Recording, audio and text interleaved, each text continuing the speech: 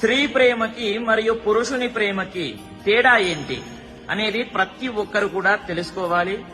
ఎందుకు అని అంటే ఈ జనరేషన్ లో చాలా మంది ప్రేమించుకుంటూ ఉంటారు, లవ్ అని ఏదో అని. చూడండి, చెప్తాను వినండి. ఒక అబ్బాయి ఒక అమ్మాయిని ప్రేమిస్తున్నాడే అనుకోండి.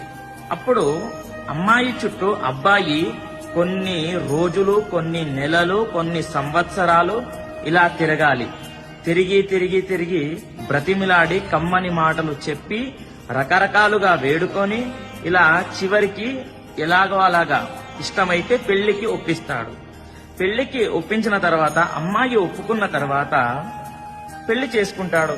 చేసుకున్న తర్వాత అప్పుడు పురుషుని ప్రేమ ఆగిపోతుంది. గుర్తుపెట్టుకోండి, చాలా ఇలానే జరుగుతుంది. ఒక 100% లో 80-90% ఇలానే జరుగుతుంది. అప్పుడు పురుషుని ప్రేమ ఆగిపోయి అప్పుడు అమ్మాయి ప్రేమ మొదలవుతుంది. ఇది స్త్రీకి పురుషునికి ఉన్నటువంటి ప్రేమలో ఉన్నటువంటి తేడా. ఓకేనా? ప్రతి ఒక్కరికి తెలియజేయండి. మీరే ఆలోచించండి, లవ్ మ్యారేజ్ బెటరో లేదంటే అరేంజ్ మ్యారేజ్ బెటర్. ఓకేనా? స్వస్తికి సర్వే జనాః సుఖినో భవంతు.